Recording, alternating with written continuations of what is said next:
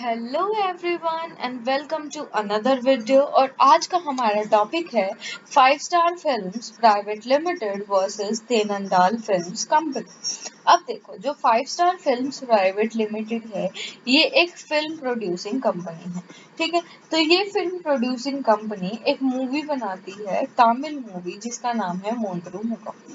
ठीक है, अब क्या होता है, जो डिफेंडेंट नंबर 3 है वो 99 ईयर के लिए 4 लाख में इसके जो है वो कॉपीराइट्स ले लेता है और वो परमिशन ले लेता है कि वो जो है इस मूवी का यूसेज कर लेता है। ये तो हो गया पहली बात।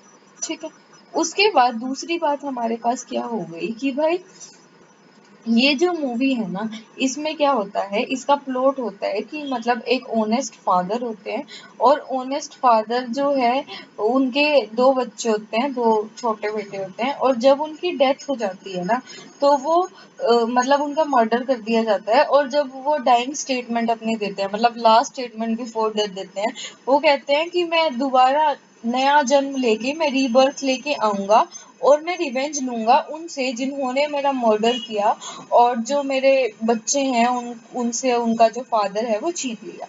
ठीक है, ये स्टोरी है इस मूवी की।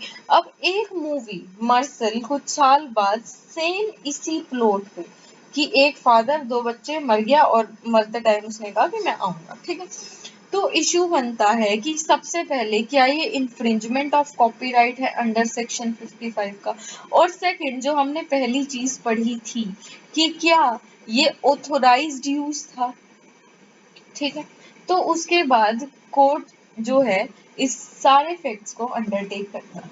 ठीक है, तो कोर्ट क्या कहता है कि ठीक है, हमने मान लिया कि प्लॉट सिमिलर है, पर स्टिल बहुत सारे ऐसे डिफरेंसेस हैं जो बहुत अलग भी हैं।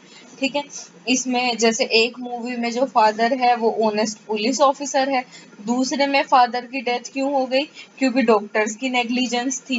ठीक है, तो इसीलिए मान लिया कि ये सेम आइडिया से जनरेट हो रही है, पर वो जो आइडिया है उसका एक्सप्रेशन जो है वो डिफरेंट है।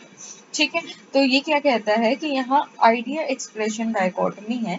सेम आइडिया हो सकता है, सेम थीम हो सकती है, प्लॉट हो सकता है, पर उसको जो एक्सप्रेस करने का तरीका है वो दोनों मूवीज में अलग है। ठीक है, डेवलप दूसरी मूवी में मान लिया मार्शल में फॉलो किया गया है, पर डेवलप उस मूवी को अलग तरीके से किया गया है। और लास्ट में कोर्ट ने छोड़ दिया इसको व्यूअर्स के टेस्ट पे कि एक रीजनेबली प्रूडेंट मैन अगर मार्शल मूवी देखता है तो क्या उसे लगता है कि ये मूवी मोंदरू मुगम जो मूवी है उसकी कॉपी है या कुछ ऐसा है।